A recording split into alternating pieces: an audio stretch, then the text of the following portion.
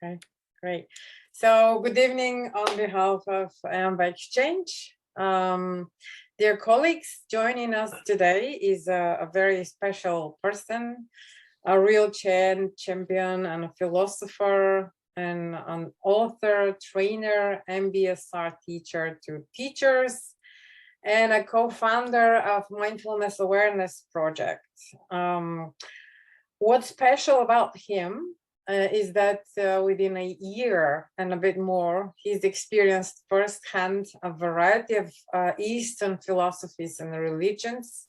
He's been in Myanmar, India, Japan, Thailand, Nepal, China, Malaysia, South Korea, to study this manifestation of different religions. And as he says, he was really very lucky to be on a project that encompasses all these countries. He's got publications in Medium, and one can find as well his guided meditations in Russian on Insight Timer. Since the beginning of the war in Ukraine, he's been helping and supporting refugees, both from Ukraine and Russia, and thus creating MBSR-based course for those living these traumatic moments. And this course is called MBTS and recovery course, Mindfulness-Based Trauma Sensitive and Recovery course. So he believes that through teaching mindfulness, he'd help the displaced people, and I share deeply his belief about the role of mindfulness in this conflict and in many others. And today he'll be telling you his story, his insights, and will be giving us tips how to teach trauma-sensitive mindfulness and share some cases of healing. Let's welcome Zhassulan Abishev, or just Zhas, and thank him for his time to share his story with us. So, Zhas. Thank you, Stasi. Honored to be here. Thank you very much for inviting. Just before we start, I thought it's a good idea to just ground ourselves and drop in. And I would invite you to, before closing the eyes, just being aware where are you right now? Space around and maybe a room.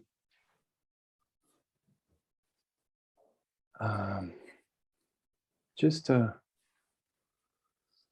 being mindful this physical space around.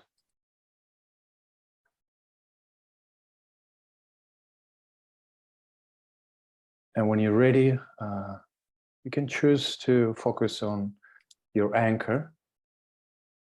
It can be a sensation or some visual object around you. The object that grounds you, that gives you some feeling safety.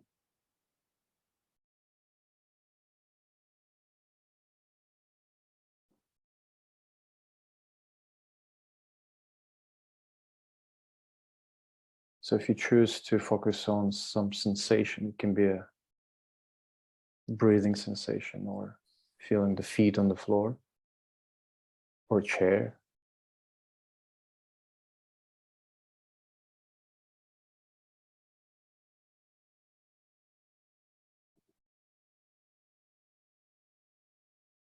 If it's comfortable, we can choose to close the eyes.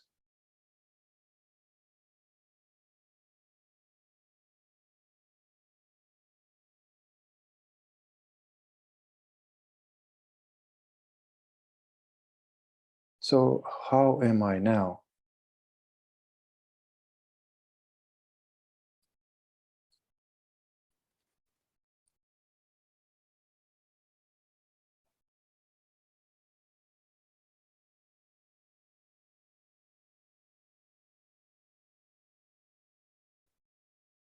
Just allowing ourselves to continue focus on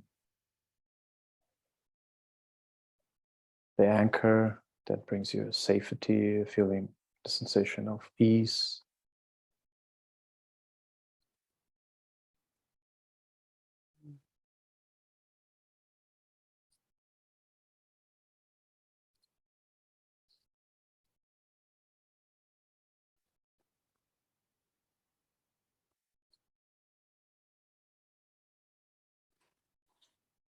And maybe noticing what is your arousal scale. If we take a scale from 1 to 10, 9, 10 is a hyper arousal. 1, 2, and the scale is hypoarousal. So how would you rate your level of energy right now?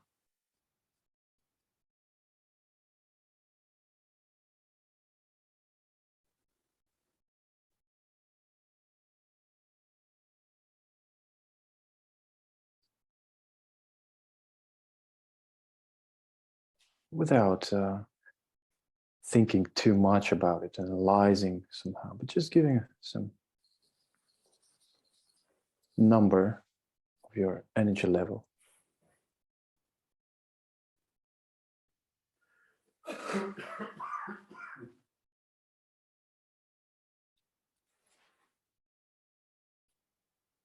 And then gently coming back to your place of safety.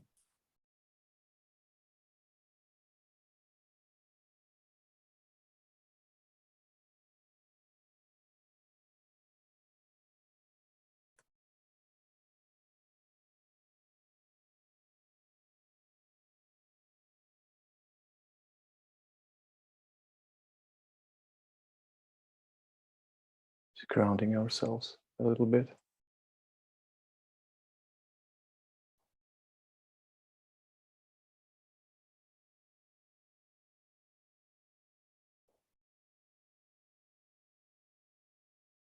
When it feels okay and comfortable for you, maybe connecting with intentions that brought you here today.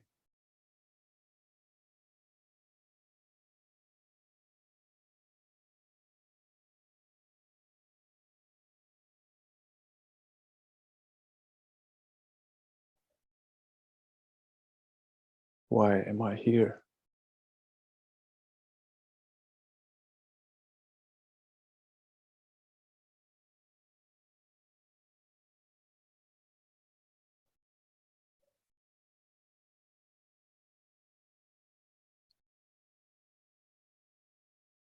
So whenever it feels okay, we can gently come back to this groove, gently opening the eyes, bringing some movements, stretchings.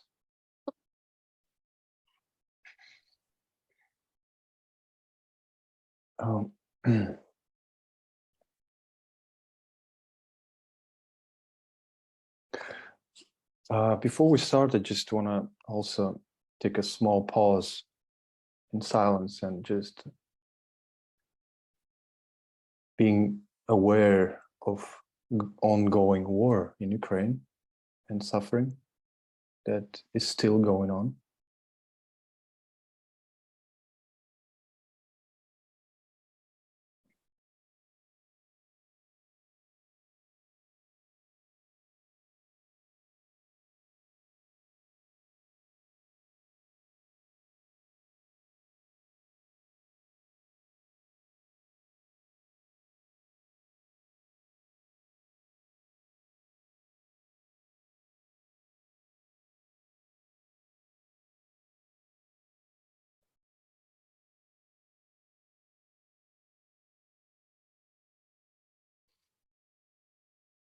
All right. Thank you very much for just dropping in. Yeah, I forgot what was the question, but anyway, I can just start sharing my story. I'm Jazz. I'm originally from Kazakhstan, which is in Central Asia. But until the February 25th, I guess 7th, yeah, I was living in Ukraine 15 years. My wife, she's Ukrainian. We have a daughter, she's 7. Now we are living in Spain, so we decided to move here as a refugee, and I was I was surprised to hear, Noor, if I pronounce your name correctly, you're also as a refugee, but many years ago you moved. So you have this experience of being a refugee. So this is something totally new experience for me, but I'm getting used to. So since the war started, already almost how many, 9 months. So I see a lot of benefits of it. I see a lot of other side of it, of course, and stress, traumatic stress, and so on. The last 10 years I dedicated myself to do some self-exploration, actually, through different kind of approaches, but rational science-based approaches like psychology, but it's not academical way, but it's on the practical level, like philosophy, practical philosophy. And of course, my interest, the area of interest was introspectional, different kind of meditational practices. So I was lucky, as you said, Stasi, I was really lucky to be funded and get paid to do what I love to do the meditations and practice and dive deeper into different kind of traditional practices, like Tibetan Buddhism, Zen Buddhism, and Taoism, and so on. It was amazing experience, and that gave me a lot of understanding and just living what is what we call practices of awareness, mindfulness, and meditations. It has a lot of wisdom in it. I mean, if you take a look, Buddhism, my life is not enough just to understand the full philosophy of it and the theory and practice and so on. But for me, it was important to just taste it on a practical level and understand it from the point of view of theory. That was a starting point when I started to meditate, actually. And then from traditional world, from the Eastern practices, I found out that I'm really curious to know about what science says about it. This is how I came to Bodin, who is present here. So my teacher here. So thank you very much, Bodin, for your wisdom and knowledge that you gave me back in the days, a very long time ago, maybe in a past life for me. And that was a starting point of being a mindfulness MBSR teacher. So that's how I became MBSR teacher. And then I brought this all knowledge to Russian-speaking countries, like Eastern Europe, which is something very new. They didn't even know what is MBSR. So I was a pioneer there. After some years of teaching MBSR, we decided to, I thought that it's a good idea to bring teacher trainings there. So that's how I continued my journey. And then how we, with my partner from Moscow, actually, we launched the project in Moscow, in Russia. Then we continued it in Ukraine. But since I lived in Ukraine, when the war started, we had a community, big one community of Russians and Ukrainians. So can you imagine how war brought the split, right? And our community just collapsed. And now it's not one community.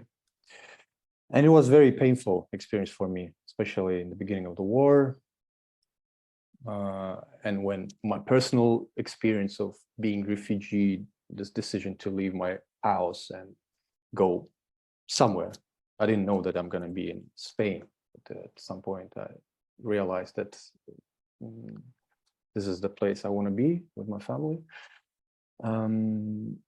First month was very hard and stressful.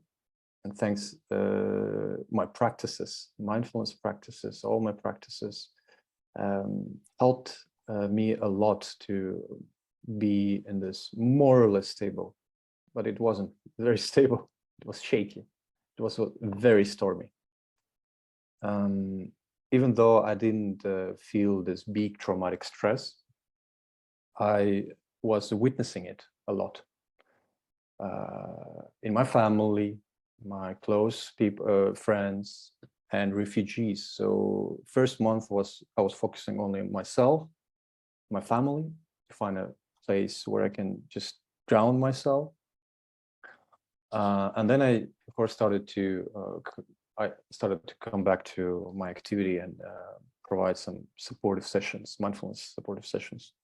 And first, I decided to provide this supportive session for Ukrainians. And of course, I saw a lot of pain, a lot of traumatic stress. And since the classical MBSR is not about traumatic, but there are some things. It depends on who you are, your background. I'm not a psychologist, like I don't have a degree, but I know how it works from my personal experience. So I decided just to bring all my experience and knowledge. It was not enough. And I started to search for the knowledge. And that's how I met, actually, during this MBSR Global Community Gathering in March 8th. I gave some couple words at last. And John Kabat-Zinn was there, and he heard this story from me and from my trainers who were Ukrainians and Russians. They shared their stories. And since that time, we had this communication with John Kabat-Zinn. A couple times we had personal meetings, and we shared a lot of, me and my one of our trainers. We shared our stories. What is the situation there? We were thinking about how can we globally can support that. So then, after some months, was a second gathering, MBSR community gathering. It was and the topic was about the war in Ukraine, and Ukrainians were invited there to share their story, what is really happening there, and how mindfulness really helps and actually can be harmful sometimes if it's not trauma sensitive. So that was, and through all this month, I was communicating with, emailing people who can be very supportive and share experience, especially if we talk about trauma sensitive and trauma recovery, but mindfulness. It's not trauma focused work. So Kabat-Zinn recommended me to contact with Amit Bernstein, who is a professor from Haifa University, and they developed MBTR, which is intervention for refugees, trauma recovery, mindfulness-based trauma recovery program. So it was very interesting how we finally got this contact with each other, because I was writing, emailing, calling, but never got response from him. But at some point, what's her name? The one who did this documentary, My Year of Living Mindfully, the author. Oh, Shannon Harvey. We also had some collaboration with her, translating the movie into Russian, and she finally contacted me with Amit because she took some shots about his experience in her movie. So that's how I finally got the contact, and we started to communicate with Amit. Still have communication and have strong intention to share and actually start to train the mediators and instructors of trauma recovery course, because until now, I mean, now it's still they did this randomized research, and they had good results on it, working with refugees, how this program helped them a lot, but this program was never taught to any instructors before. So this is an intention to bring it on a mass scale and share. I saw the structure; it's very beautifully and very trauma sensitive and so on. So, and this is a strong intention to get trained as an MBTR trainer and maybe share this to others, because what I see and hear a lot, people who want to provide some support, especially in Europe and around the world for Ukrainian refugees. They have a lot of concerns and doubts about how to do it. And this training could very be helpful. The other person who actually brought a lot of sense in trauma-sensitive mindfulness, David Treliva. So I don't know who was that. I think it's Anne Twahig, Center for Mindfulness Ireland. She gave me this contact, and we got in touch with David and all this month, and he kindly provided me his course for no cost, actually, to have it. So it was very powerful for me, knowledge and all these modifications, and actually this trauma-sensitive lens that actually, I think it's has to be nowadays used when we talk about mindfulness teaching, because it's very important, because we can really bring, if we're not really aware about what's going on, and that traumatic stress it's everywhere now. I don't know, do you observe that, do you witness that? But I think it's globally, it's not about Ukrainians only. That's how I started to see that Russian speaking, actually, not Russians, but Russian speaking. It's not about nationality, it's about languages, because there are a lot of countries, they're Russian speaking countries, and they need this support. But at the same time, the situation globally is about this phobia, that Russian speaking phobia, that people, Russian, they feel not safety. And actually this is also traumatic stress for them. This is another thing that brought this collapse and split into our community, because some people, it's very, very trauma sensitive topic, actually, about speaking the language, the nationality, this historical trauma. And I'm observing this every day. And it's not really easy, and we really need support. And actually everyone can provide this support. English speaking mindfulness trainers can provide this support.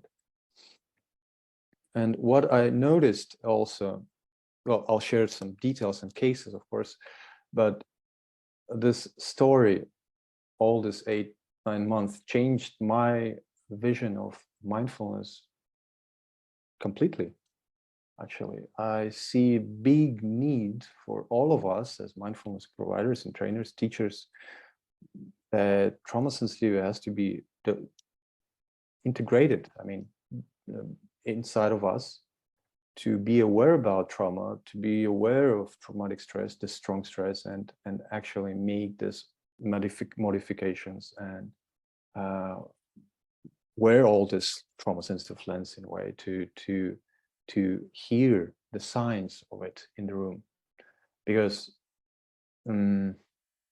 if we don't do it, it can bring to re-traumatization, we can make harm, and people will forget about mindfulness in their next life. I mean, all the rest of their life, they will think that mindfulness is not something very supportive, but harmful.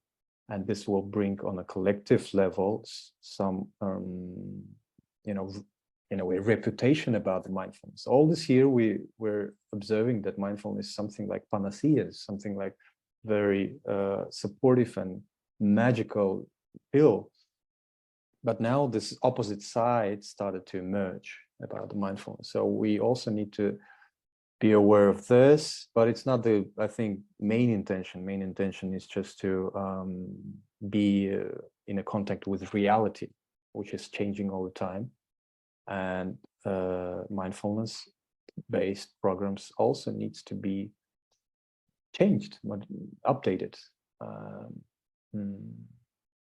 So yeah, it's just in general my observations, and that's how I focused more on this, actually on reality, and from my experience, from experience of other experts, I started to gather all this information, integrate it in me, and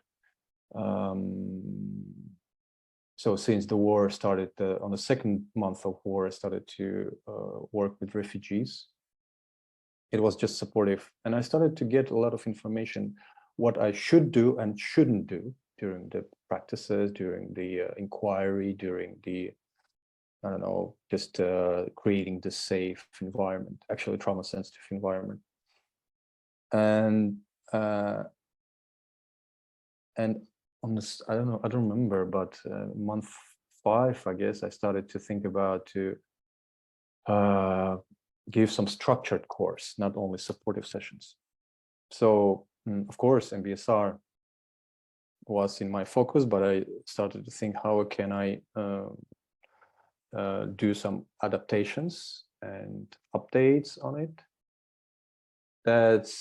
And big impact was the trauma-sensitive mindfulness course and this mindfulness SOS, which is pre-recorded light course based on mindfulness-based trauma recovery by Amit Bernstein and his team, which is not provided by the live instructor. It's just pre-record it, and they're now spreading this.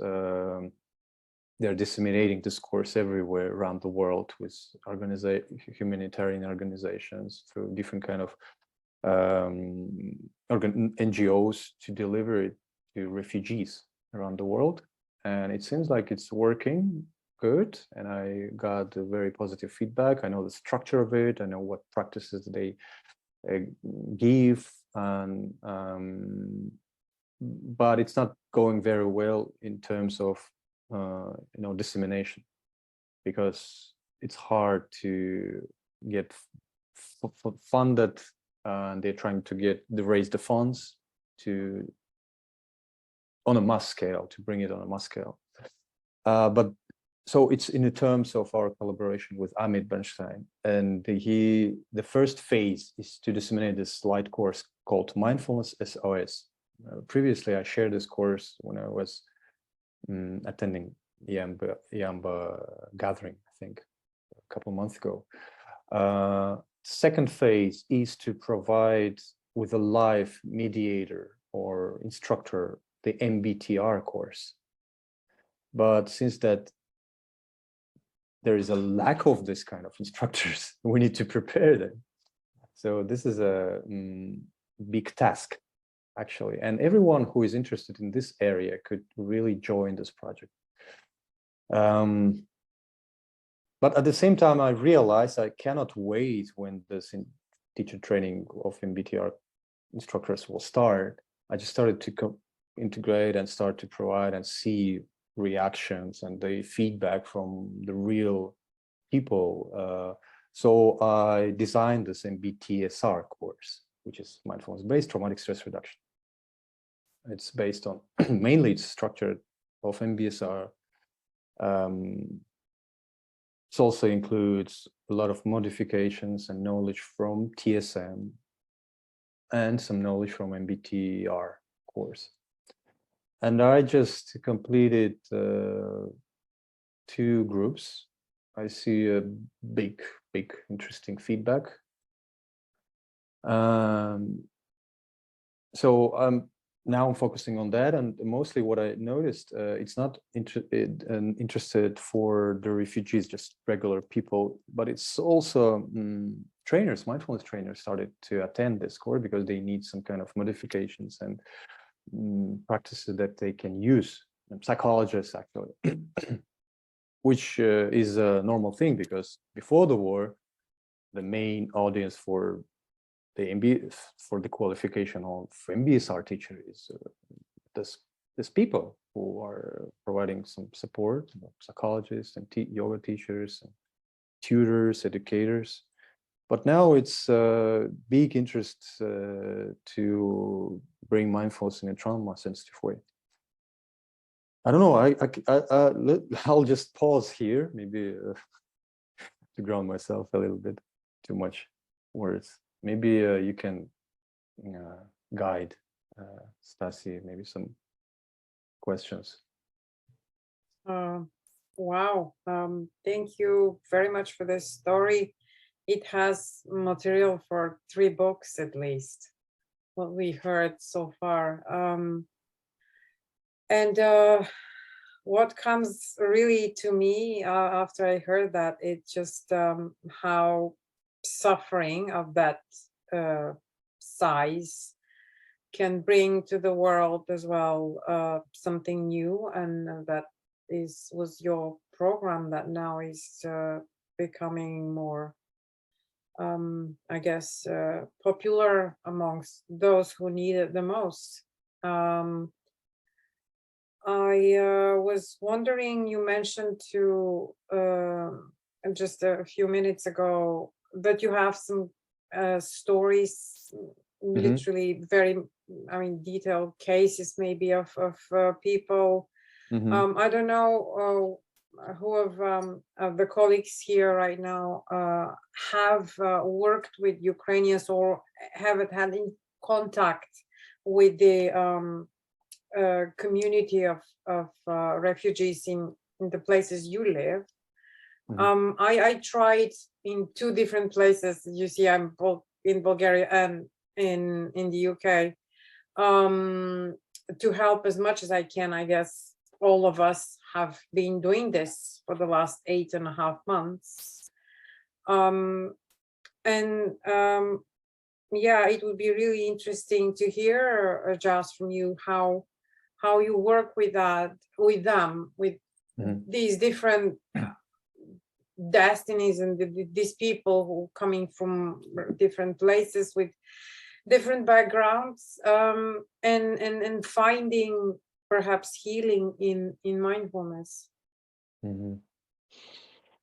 Yeah, of course, I do have stories. I can share some of them, and I want to focus on some actually obvious, but it was proven by my experience and practice working with refugees, things that really helps and needs to be considered when we um, do some sessions. Um, so there's a story from one of Ukrainian lady. Since the war started, she decided to leave the country, and then she had to come back, and then she had to leave again. So a lot of stories like that.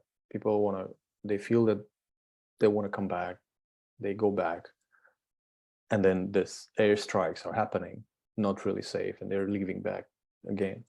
So it's very stressful, of course. And what she shared with me, the important thing that she got from the course actually ended last week. Um, that it's from the very important knowledge that she started to use. It's a scale from 1 to 10. It's from TSM, and not only from TSM. This is a scale of your arousal level in your body. It's really, if you start practicing it, like wherever you are, just checking in and what's going on with my scale, where I am in my window of tolerance. This knowledge about scale and window of tolerance, of course. When they know this, they have this hope that they can reach it. I mean, they can come back to this window of tolerance. And I remember, since this actually, if Bodin will remember, first curriculums of MBSR was different all the time. We're adapting, and back in the years, there was knowledge about window of tolerance in the curriculum of 8-week program. But later on, somehow focus was moved to another things, and it was dropped out from the session plans. But now it's coming back, so it was there all the time, and this is very important for her. And also she said that, and rest of people, they agreed, actually everyone saw a big value to practice this safe place. So it just takes practice to develop the skill to come back to the safe place. It can be changed all the time. It's not only about breathing.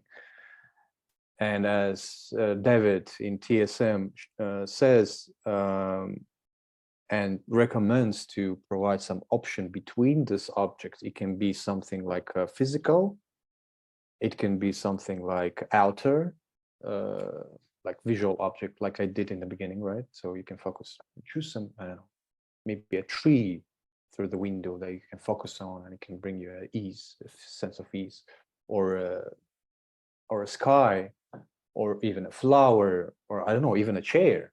It depends. So this visual object,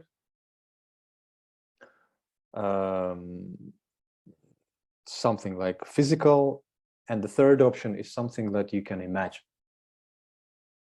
So it's some visualization. I think it's obvious thing that we know, everyone, but from experience of people, a lot of people are saying that it's very helpful to know that there is a safe space and place that I can come back.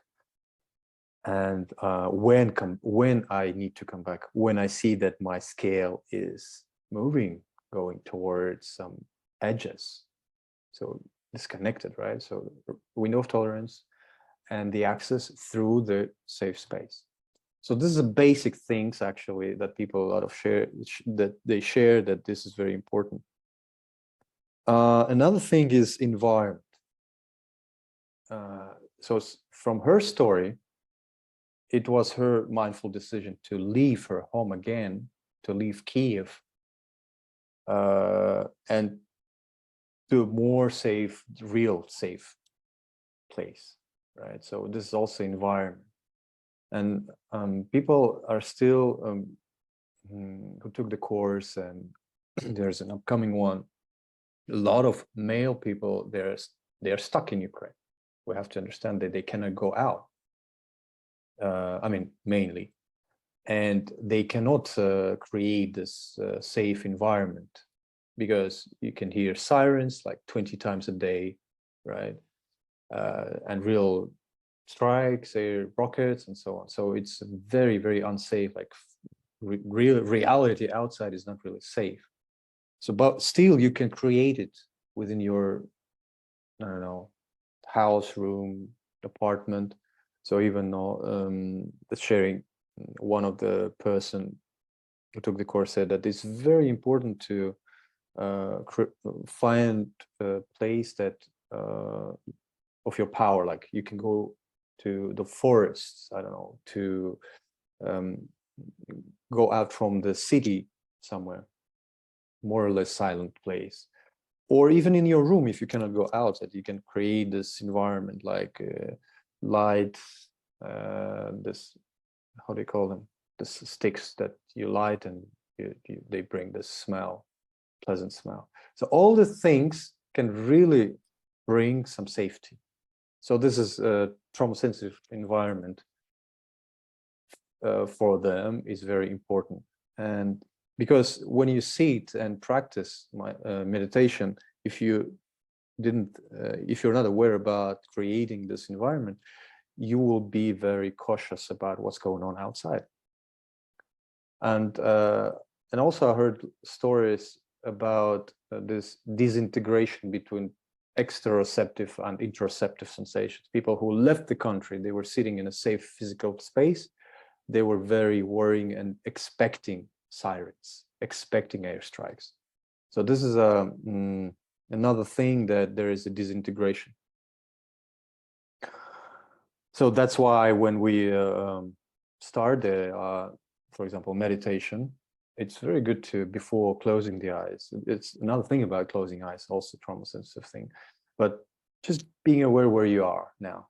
Is it okay for you? Maybe change the room, maybe change the place, I don't know, even leave the country if it's necessary. What else?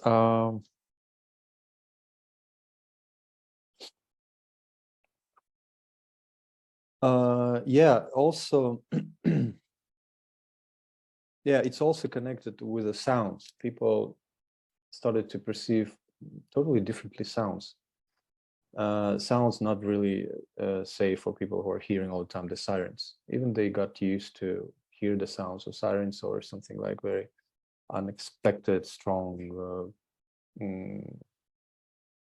like the post-traumatic stress, they're just sitting and expecting, if they hear some very strong sound, it can be very stressful for them.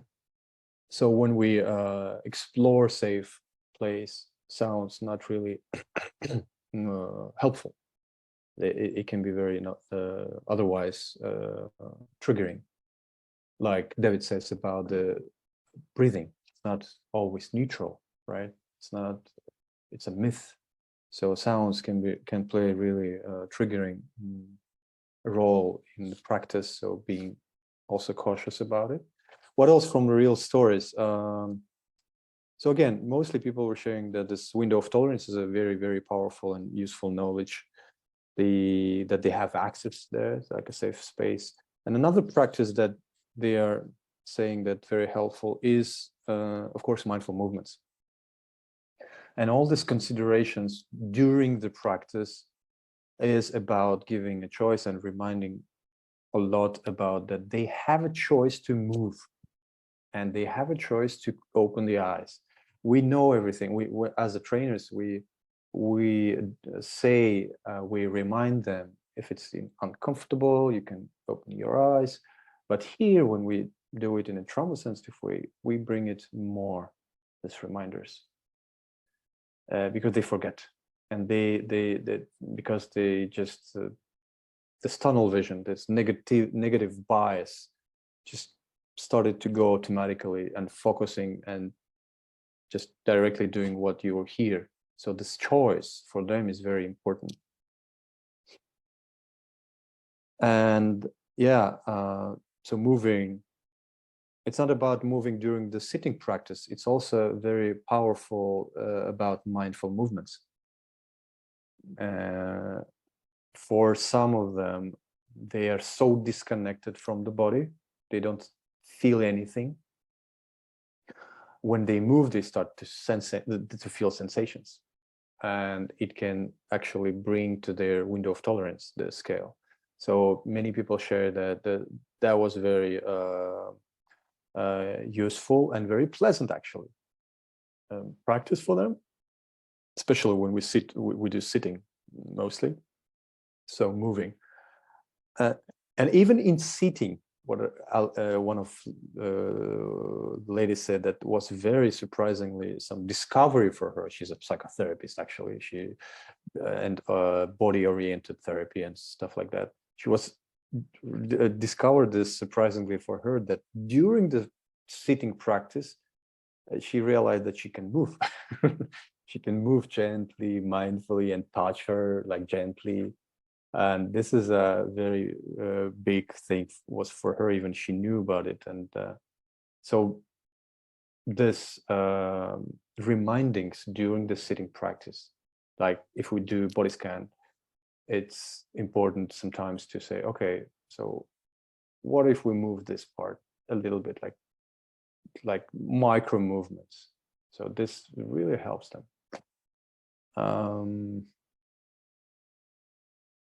What else?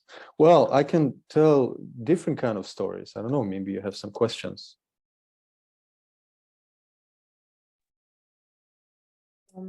So you mentioned the part about, probably I'm heading forward.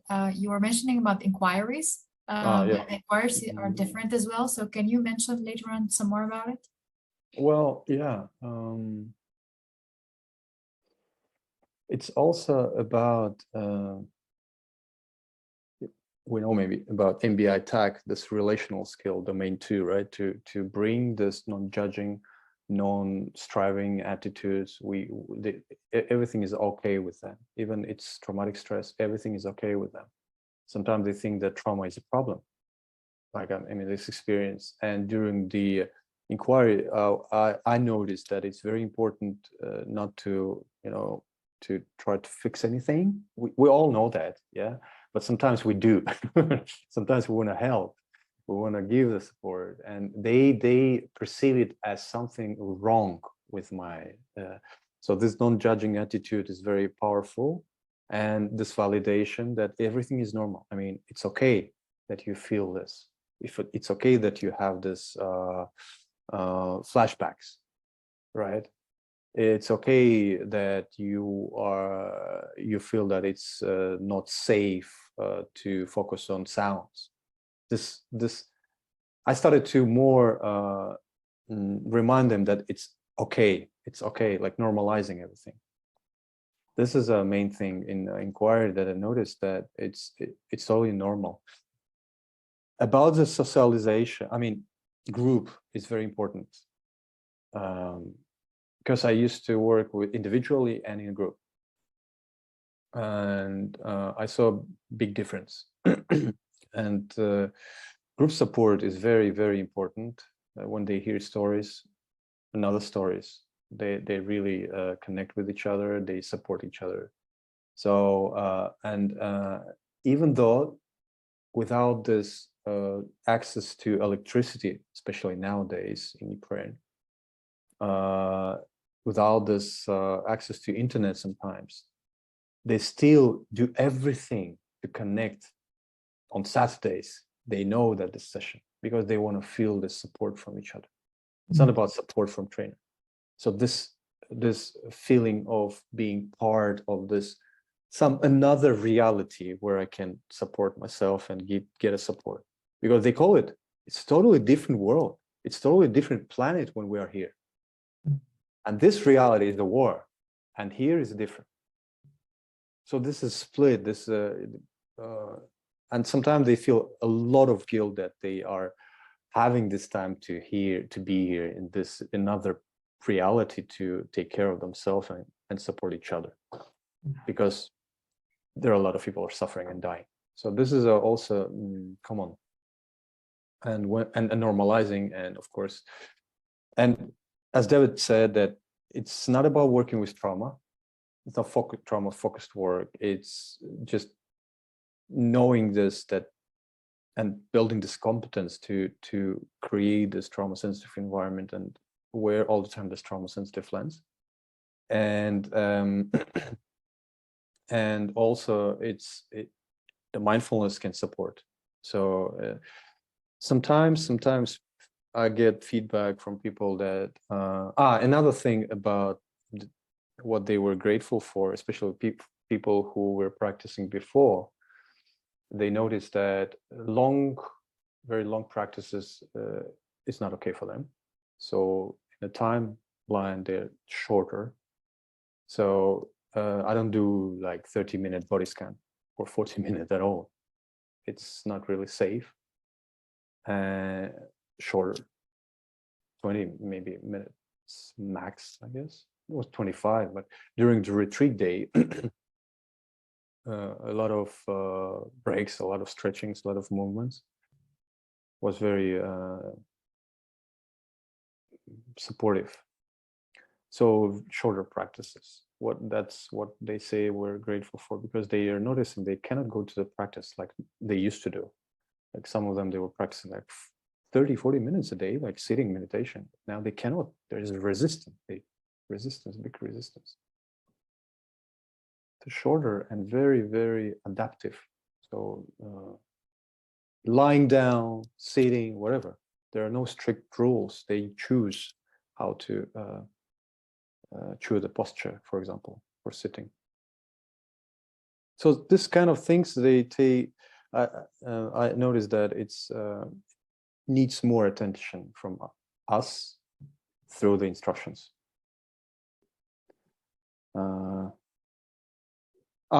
Inquiry. Also,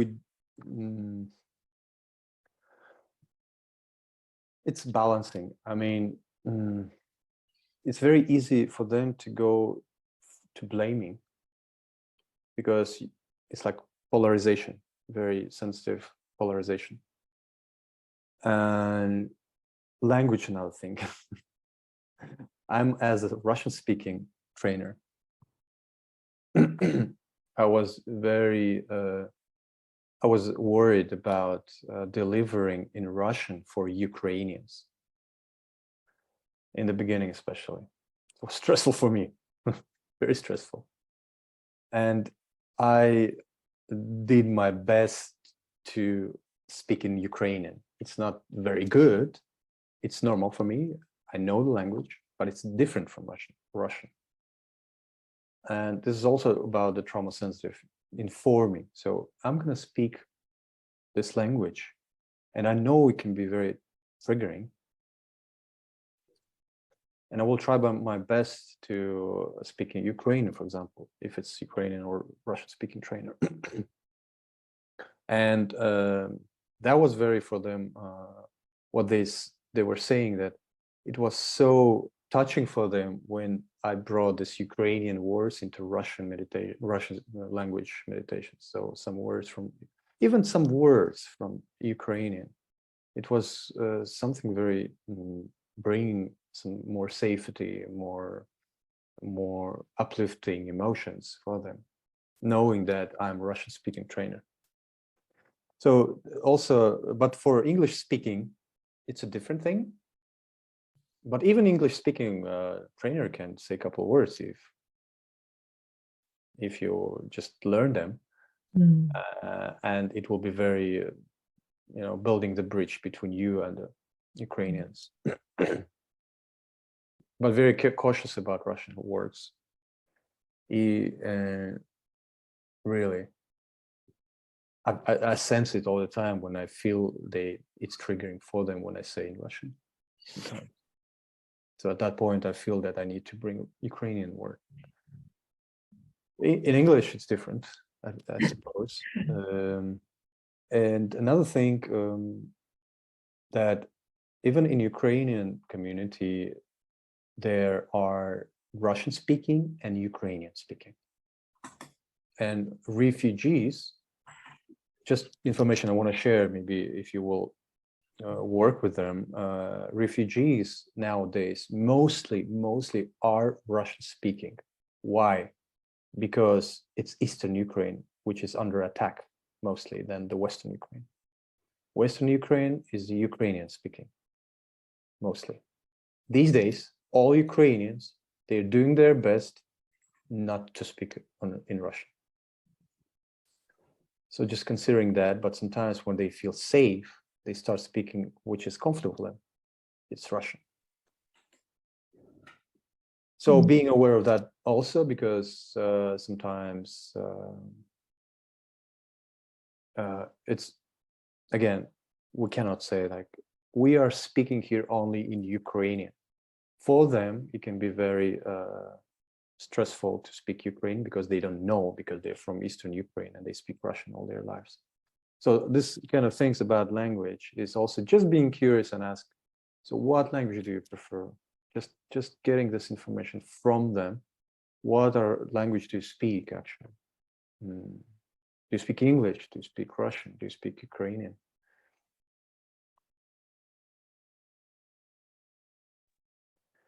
And I have, sorry, go ahead. I have a question in regards to the language as well, but have you made, or did you have to make any adaptations that are more cultural? Doesn't have to be only language, that are from the main program that you know, or we know, that are specific for Ukrainians, or maybe for Russians when you had the Russian groups? Well, this, well, if we take about the cultural, it's more or less, they have a similar culture. It's different, totally. I mean, now it's very triggering question for Ukrainians and Russians, but more or less culture is what is common. But the difference when you speak in Ukrainian, well, language actually brings this difference. And what I felt and just noticed and started to implement, that I'm trying not to go to some differentiations between the cultures in the languaging. So it's just about common humanity. So just going there. And another thing, by the way, thank you for this. Another thought that brought me to what I noticed also is not, I think, recommended to do, especially with kindly awareness meditation, the metta meditation, loving kindness, is this fifth stage that we know, that we bring a loving kindness to the person that we feel we have some problems and difficulties. So I don't do it, and I feel that can be triggering for them, even though they took the whole course and they know how to come back to a safe space.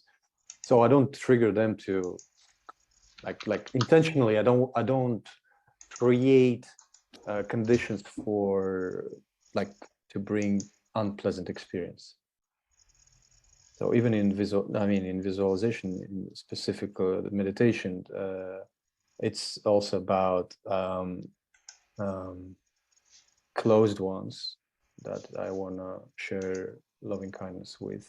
I can imagine them. And also, it's not about something about the past. For example, in kindly awareness meditation, I don't give instructions like, okay, let's bring someone that we feel kind connection with. I don't say from the past. I say someone who is alive now and in the safe place. Because I noticed some cases, there were some cases that when they start thinking about the person who they really love and care and died recently during the war, it can be very traumatic for them.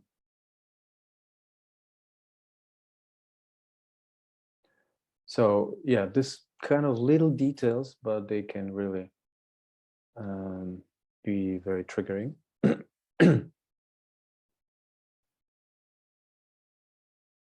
Cultural, what else cultural? Well, again, I believe that mindfulness is about common humanity, and I know the social and cultural context is there.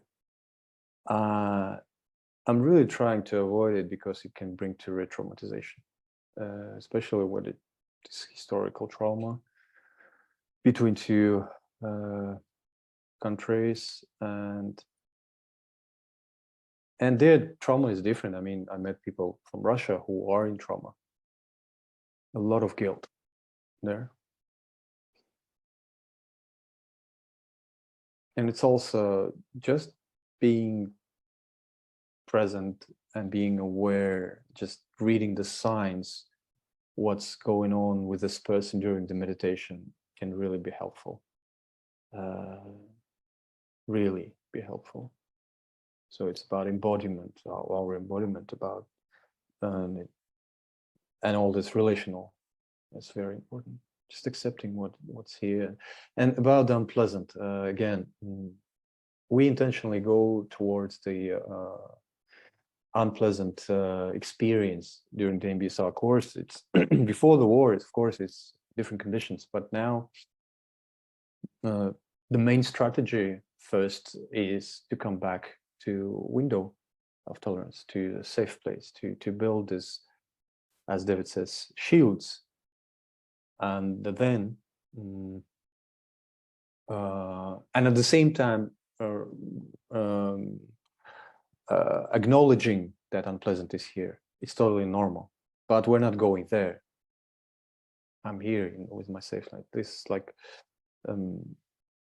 being aware that unpleasant there, but I don't go there because I'm building these shields here. So this is also for them why they say that the safe place is very, very powerful, because they come back to the window, because they're all the time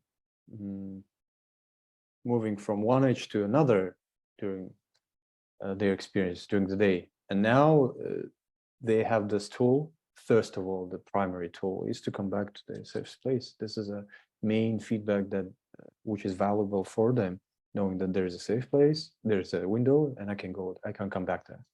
And then maybe I'll go and explore unpleasant if I have resources.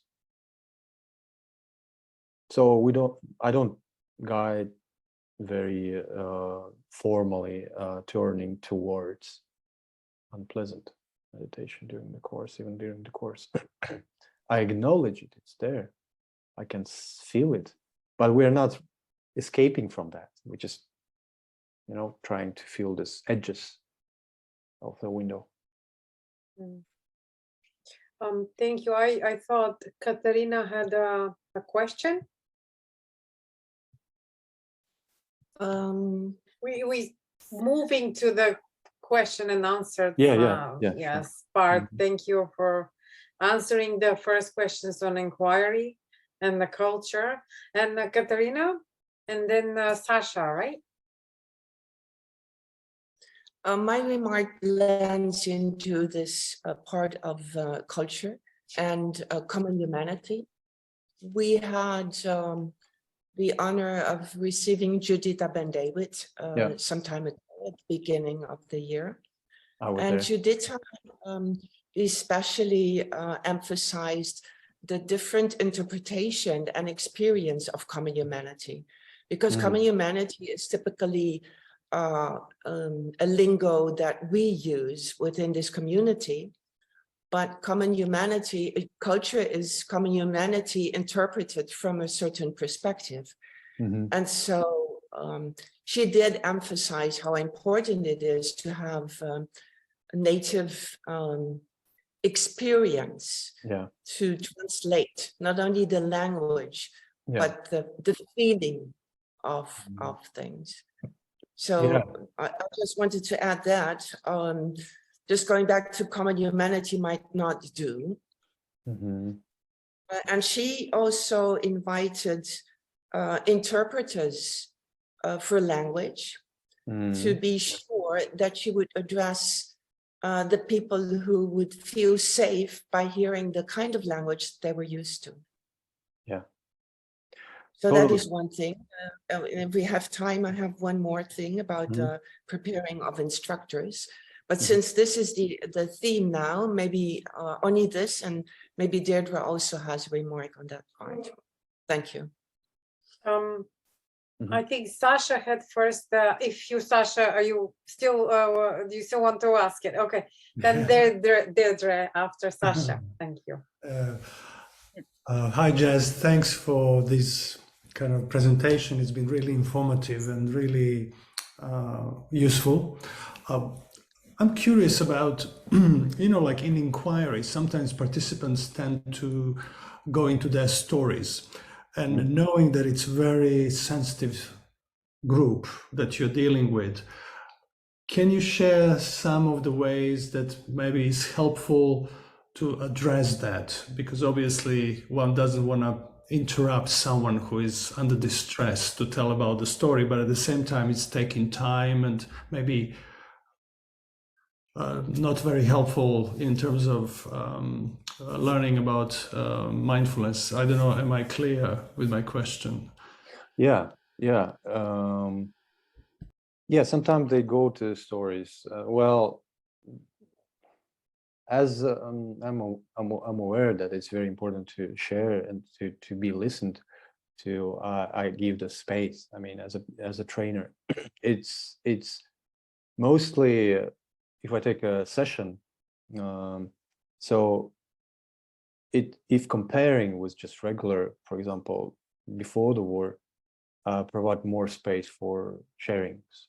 So they have the space for more sharings.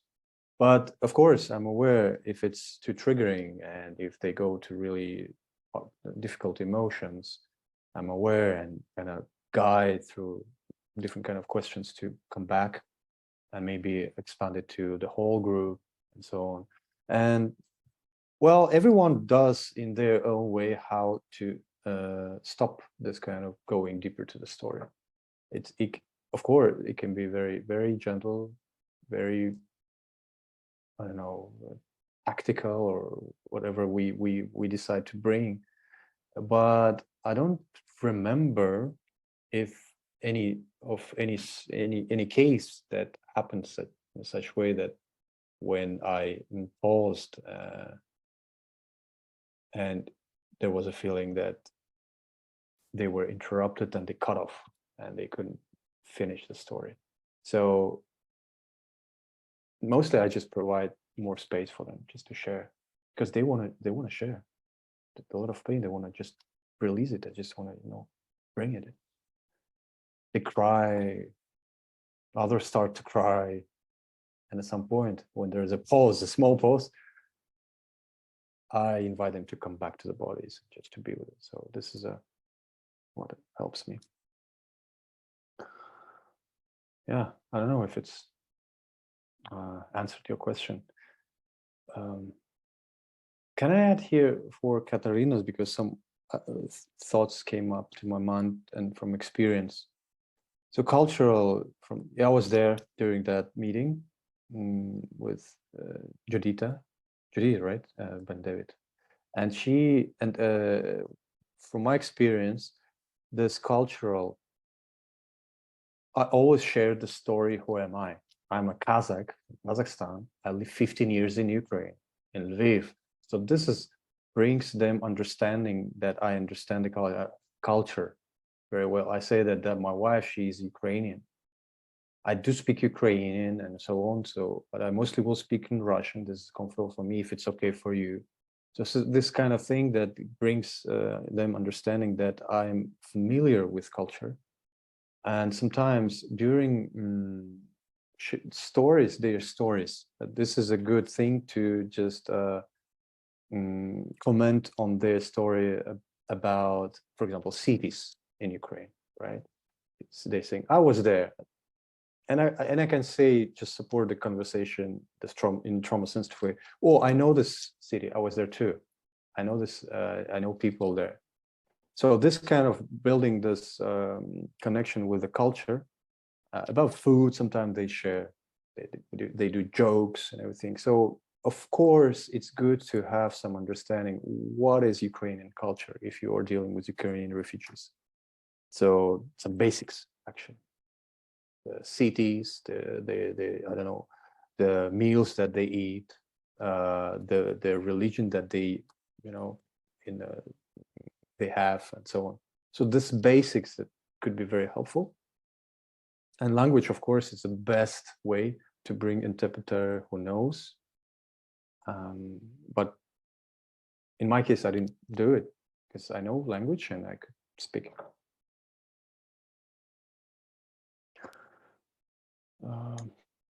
Yeah. Thank you for that. Deirdre wanted to ask. Thanks. Yeah. Thanks, Jazz, for everything you shared so far. I've two questions. I know you adapt the practices and keep them much shorter than the typical MBSR course. I'm also wondering, is it still 8 weeks and is it still 2.5 hours, or is it a much shorter kind of overall picture?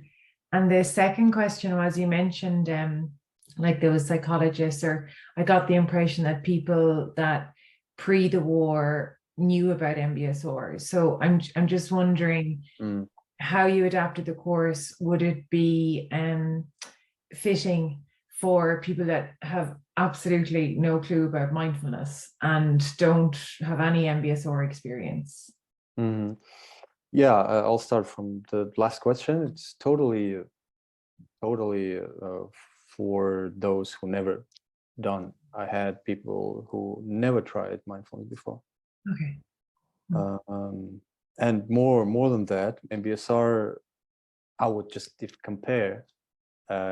This course is more trauma sensitive. I mean, everyone can start it. I mean, it's MBSR, even for some people, it's some very serious course, right? And this one is it's very gentle start. It's just a trauma sensitive way. It's very gentle way, and everyone can do it. Another question, the length, it's different, but more or less the same. It can be 2 hours of 8 people in a group. First one longer, 2.5, but mostly it's like similar 2 hours. Okay. Thanks. Individually, of course, shorter.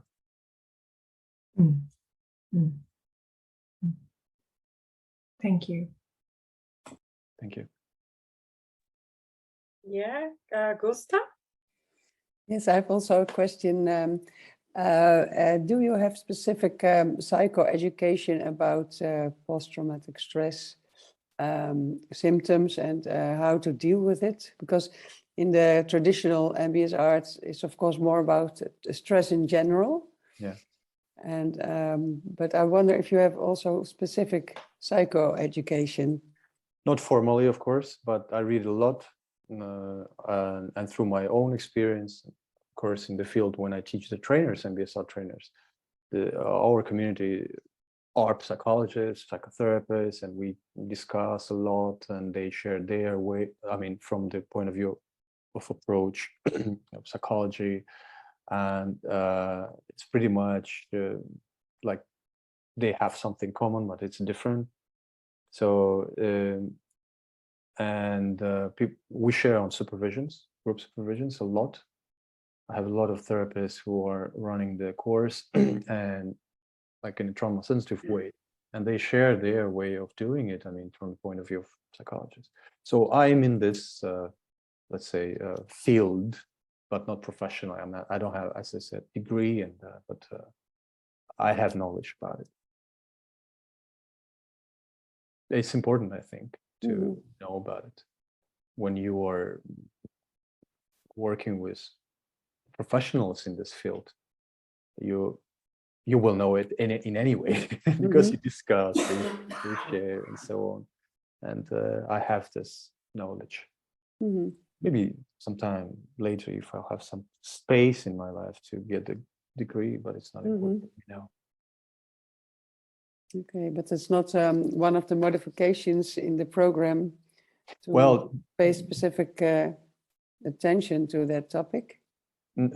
David, in his course, if you know about trauma-sensitive mindfulness course, I think he is using a lot of it. I mean, like psychoeducation, knowledge, and also, for example, if we talk about traumatic stress and trauma, how to read the signs and do the scanning, like some common things on not only the level of emotions, sensations, and thoughts. It's also about on level of perception, motivational signs, and this is also like additional information that I use also in MBTSR, and also this knowledge about the window of tolerance. Like cognitive therapists, they use it all the time, and also definition about the traumatic stress, post-traumatic stress, PTSD, and so on. There are some knowledge about it, and it's very important to deliver it. So this is a like theory that also from the field of psychology, and of course I use it. So I can say, yes, it's there. Yeah. Thank you. About the dissociation and science of dissociation, yes. and all. So everything is there. Yeah, I give this. Thank you.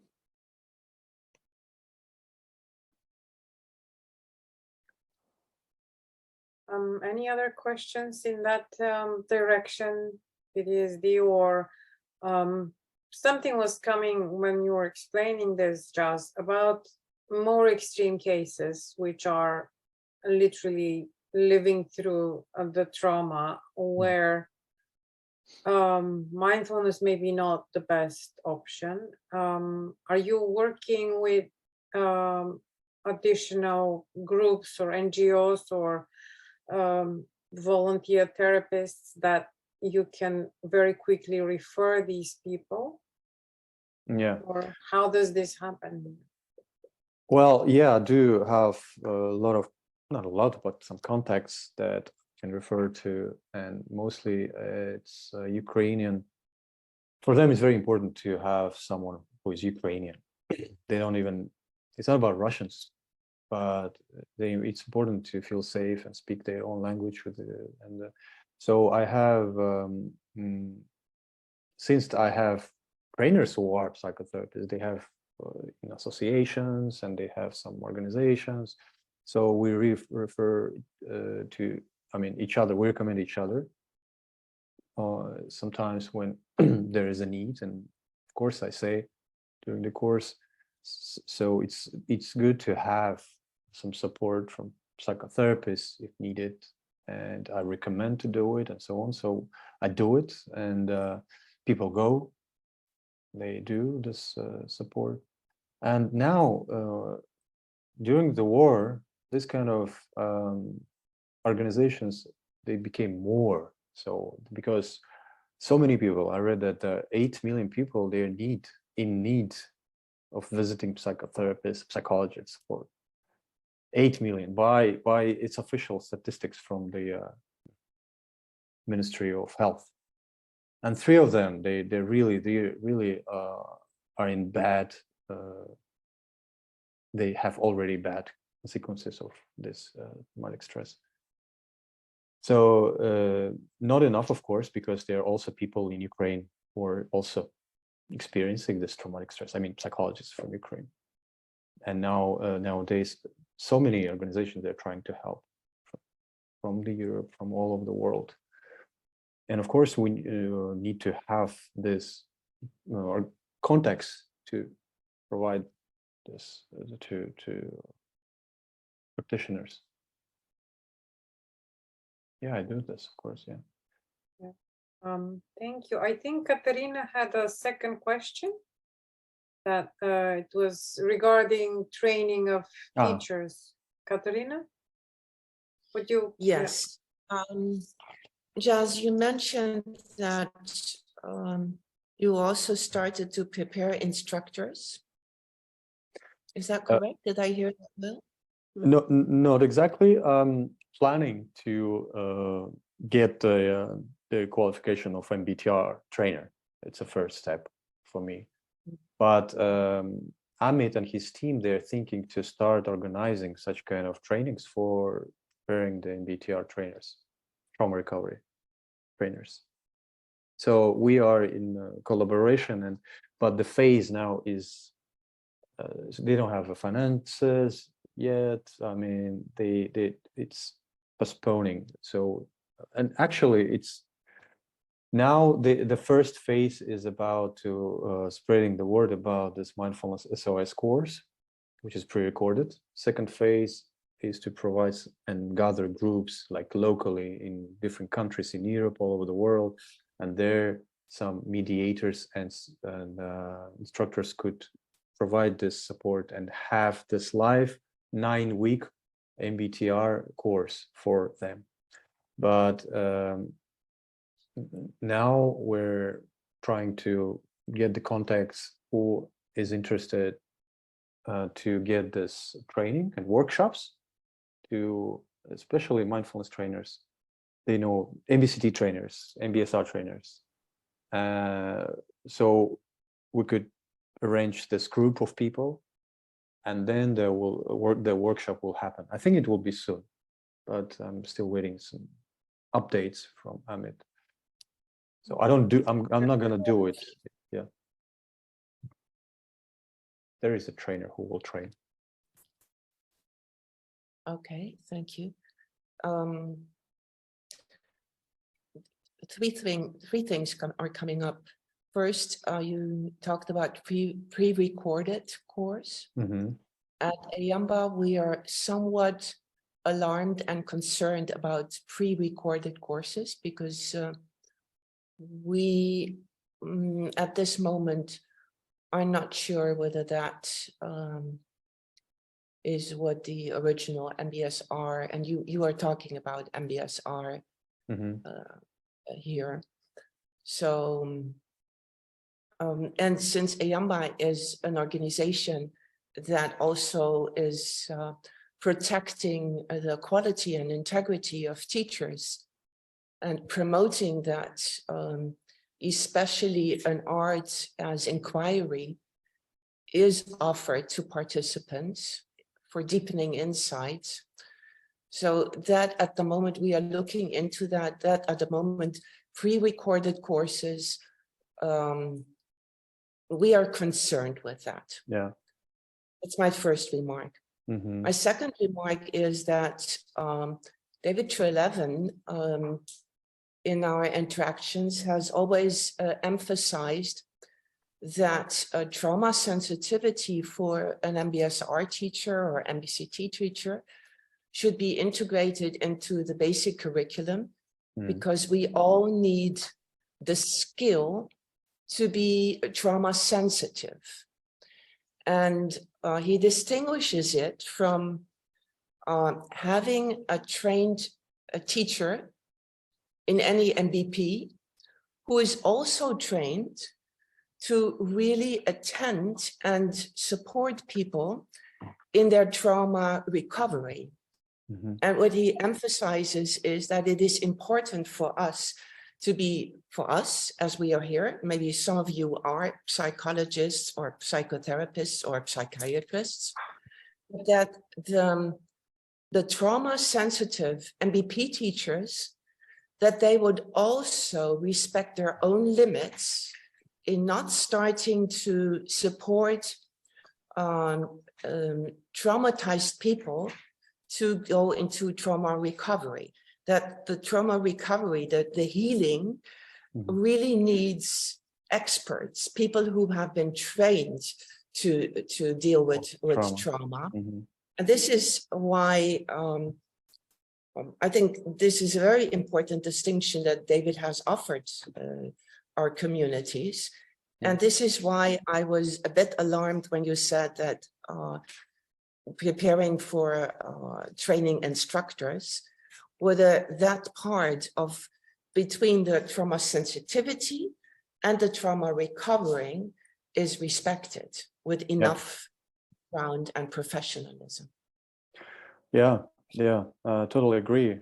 That's why I didn't say that I'm planning to prepare the trainers. It's about that I'm trying to attend the workshop and training to get knowledge and experience. And actually, I'm at now the project is not on the stage where there are some clarity on how it's gonna be. It's just sharing intentions about that. But there is not, and we already discussed that. It's very important questions to get some gathering with professionals and associations to discuss the question about prerequisites of attending such kind of courses to get the qualification of trauma recovery. And basically, he's saying that this course can have people who have MBCT at least, and also some prerequisites, of course. It's still open question. Just want to sharing this some inside information that it's still ongoing, and of course we need to consider that, and of course we need to be aware of our limitations as mindfulness providers, and at the same time, from my experience of working, you know, I'm more about it's not about I'm aware of my limitations, of my degrees and so on, and but first of all, I'm aware of my experience, and I'm ready to just make a first step and see, and be very cautious, be very mindful, be aware of what's going on, and about the trauma right now, this person, and what I can support, what can I provide, and what I cannot provide. So this is what I do, and I'm just walking the path, you know, just one step, second step, and of course seeing a need to get more knowledge, get more qualification, to share, to discuss, to gather together and discuss like on a collective level. That's what we do now. This is very important. And I'm not, you know, rushing ahead, but this is what I feel, like the whole my being, just feeling that I'm there where I am. and with these people who are coming, and say, let's meditate. Okay, let's meditate. And slowly, sometimes we need to step back. So this is a good thing to just pause and connect with each other and discuss all these things about the standards and so on. If we do not do it, we will not have experience to discuss about. I am very grateful, Jas, for what you're saying right now, and because I also am time aware. Sadly, we would have to close this meeting. Just wanted to perhaps make and answer a comment also to Katarina. The crisis in mental health care in general, and specifically in this war, I managed to meet organizations both in Bulgaria and in here who are trying to educate anyone who, like NGOs or volunteers who have some kind of contact with the refugees, because the numbers are really huge. And for instance, mental health first aid courses have been deployed and rolled out in many places. I personally took 2 of them. So I guess there's probably a golden spot in a balance between the need to give quality care of everyone, whoever are affected by the war in different ways. And I believe that there is a place for mindfulness and the courses that are created, as much as they really help, even the need from a person to be heard in a moment, and of course meeting other needs. But it really depends on where these people are displaced and the local healthcare systems and how they could be or couldn't be helped because there's a long waiting lists. So I guess for us all as teachers in different parts of Europe, it's important maybe to see how we can help without harming, and maybe connect with organizations and other experts who do this in their own ways, and see what's possible to combine and do. That's my at least my takeaway.